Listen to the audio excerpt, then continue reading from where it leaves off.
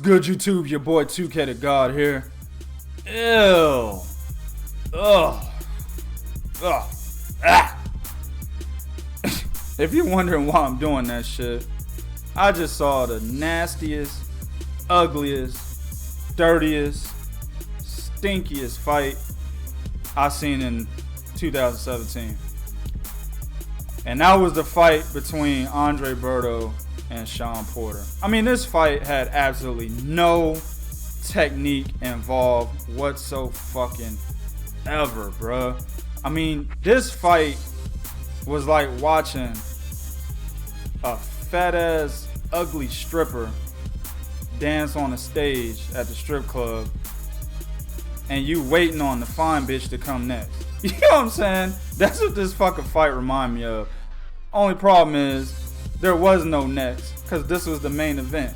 You know what I'm saying? I mean, bro, come on, man. Alright. First off, I'm going to say this. Just like the Charles Hadley versus Jermell Charlo fight, I didn't do a prediction video. Why? Because, again, I felt this fight had a foregone conclusion. I guess I could have did a prediction video and said what Andre Berto needs to do to win this fight, and that would have been to watch the Kell Brook fight, Kell Brook versus Shawn Porter fight. Andre Berto, while he doesn't have the same style as Kell Brook, he doesn't move around the ring similar to Kell Brook. Like Kell Brook, he's not a mover. He's gonna move. He's gonna stay planted pretty much in the middle of the ring, try to keep the fight there. If not, he may do a little bit of lateral movement, to try to keep himself off the ropes. Unfortunately, he didn't do that against Triple G, but that's what he would normally do. But majority of the time, he's more planted than anything else, and that's Andre Berto. Andre Berto has fast enough hands to get that counter check left hook inside whenever Shawn Porter would try to creep in and bulldoze him, similar to what Kell Brook did. And then at the same time, which all boxers have the ability to do this, some of them just do it more than others, you gotta hold. If Shawn Porter's gonna rush you, hold the motherfucker. Throw a check. In my opinion, Andre Berto's arms are shorter. As soon as Shawn Porter gets close to him, throw that check uppercut. Hit that nigga right there, hold him. You know what I'm saying? He didn't throw too many uppercuts in this fight, but he was holding early on. But then at the end of the day, he started to change his style to accommodate Shawn Porter, thinking that it was the better style for him to win the fight. And this is what I don't like about Andre Berto, man. He does this shit all the fucking time. He did it against, what's the quitter's name? Victor Ortiz. You know what I'm saying? He did it against Robert Guerrero, where this motherfucker came in there like this and shit. And everybody's like, what the fuck is this nigga doing? Why is he standing like that? I know he's not trying to be Floyd. I know he ain't in this motherfucker trying to shoulder roll, but that's what he was trying to do. And this nigga became the first nigga in the history of boxing that did the shoulder roll that got hit more than 50% of the time. I don't give a fuck what the punch that said, dog. Shoulder roll was not doing shit for this nigga defensively. He was getting hit the entire fight against Robert Guerrero. Alright?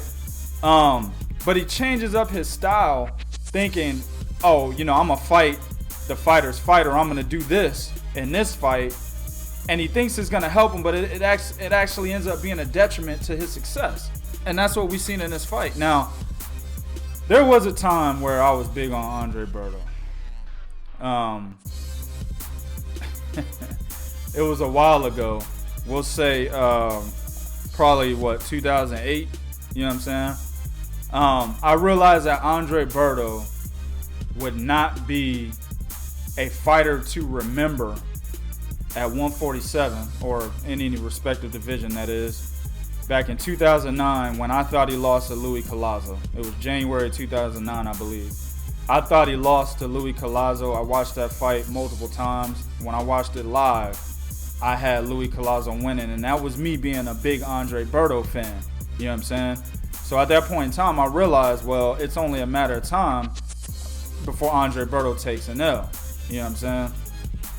Now, fast forward to today, we've got him losing to, Victor Ortiz, Robert Guerrero, Floyd Mayweather, which aren't bad losses. They're not terrible. Floyd Mayweather definitely ain't a bad loss. Victor Ortiz and Robert Guerrero are not bad losses. He probably should have won those fights, but they're not bad losses. But then he lost to Jesus Soto Carras, and that's when I was like, you need to retire, bro. You know what I'm saying? And a lot of niggas, for some reason, started giving Andre Berto publicity when he beat Victor Ortiz in the rematch. And I'm trying to tell cats, like, no, that's not any vindication, because Victor Ortiz quit multiple times since then. You know what I'm saying? Like, he's not the same Victor Ortiz that beat Andre Berto the first time. He's not the same cat. So we can't say, oh shit, Andre Berto was properly vindicated, dog. He's ready for the top tier at 147. No, not at all. And I remember punk ass, cherry picking ass Danny Garcia was at the fight. And when Andre Berto knocked out Victor Ortiz, he was just licking his chops. Just, Yeah, Jim. I hope I get him. You know what I'm saying? I don't remember what network it was on, but he talking to the commentary like, yeah. You know, he gonna be the mandatory. You know, I hope we get that fight. Man, get the fuck out of here, man. And I was telling cats, I do not want to see Andre Berto against a top tier fighter for at least another couple years. I don't give a fuck if he's 33 years old. He's not ready.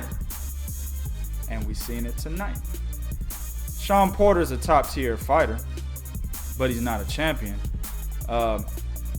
He already lost to who is literally the best 147 pounder. I don't think Shawn Porter can beat Errol Spence. I don't think Shawn Porter can beat Danny Garcia. You know what I'm saying? I mean, he might. That's a closer fight right there, but I think Danny Garcia would take it. You know what I'm saying? So he lost to a guy who is a top level 147 pounder. I'm not shitting on him, but he's not one of the champions of the division. Let me just say that, right? And the champions of the division will give him some trouble. So Andre Berto couldn't contend with that guy. What the fuck do you think will happen if he gets in the ring with those guys? The Manny Pacquiao's, the Danny Garcias, who's not a champion anymore, but Keith Thurman and fucking Kell Brook, Errol Spence. What is he gonna do against those guys? All right. But it was a terrible fight for me. I didn't like the fight. There was a lot of dirty tactics going on from Shawn Porter, and it was unintentional. You know, the motherfucker hit Andre Berto with his head more than he hit the nigga with his fist. You know what I'm saying? One of them, towards the end, if you look at the replay, he goes in for a right hook. The right hook clearly goes behind Andre Berto's head, but then he does land a nice head to the head. You know what I'm saying? That rocked Andre Berto, you know what I'm saying, and knocked him back all the way to the ropes. I mean, come on, man. Shawn Porter gets in the ring with, you know, Keith Thurman. The first fight was very close. It was a split decision. I think Keith Thurman wins the rematch. But Keith Thurman doesn't seem to be very, very eager to get that rematch, to get back in the ring with him. You know what I'm saying? And I think it's maybe because he's looking at the entire 147 landscape and he's trying to weigh his options. But Keith Thurman has really become the type of guy to dodge questions, you know, about fighters that can possibly give him trouble, a la Errol Spence. Motherfuckers been asking him questions about Errol Spence for over a year now. And every time he's dodging questions. The first time it was, well, Errol Spence ain't never fought nobody. Then he literally fought, you know, a guy that you fought that you couldn't knock out, knocked him out.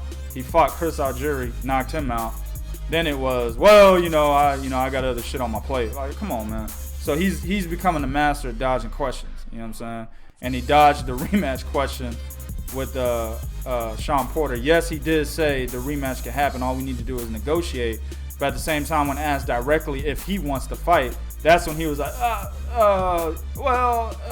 that's when he started that shit. So he doesn't look like he's really eager to get a Shawn Porter rematch. I don't blame him. A motherfucker that dirty in the ring, you know, that bulldozes niggas with his head. I wouldn't want to get in the ring with that nigga either, you know, unless I got my faculties in place. Unless I already know I'm going to do the same shit back to his motherfucking ass. And Keith Thurman's not that type of fighter. One thing I will say that Andre Berto should have done better was, instead of looking to the ref to actually come in there and save him, he should have did exactly what I said. And that was to do the same shit back to Shawn Porter that he was doing to you, regardless of if the shit was, you know, intentional or not by Shawn Porter, right? He should have been throwing elbows in the clinch. He should have been moving his head. I mean, I didn't even see him move his head around. You know what I'm saying? Move your fucking head around, headbutt him. You know, get away with shit that you can get away with inside the clinch. That referee was a terrible referee. He didn't even know how to break up a clinch. You know what I'm saying? So you could have got away with a whole lot of shit. Hit the nigga in the leg. You could have got away with a whole lot of shit. And I mean, you chose not to do it, so that's on him. Secondly, you know, he's doing a lot of complaining, but he's acting as if this nigga didn't train for, 8 to 12 weeks for Shawn Porter.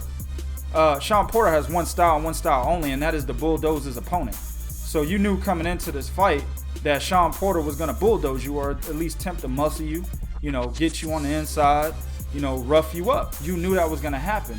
So why are you complaining? Instead of complaining, you should be executing a devised strategy to actually stop the shit.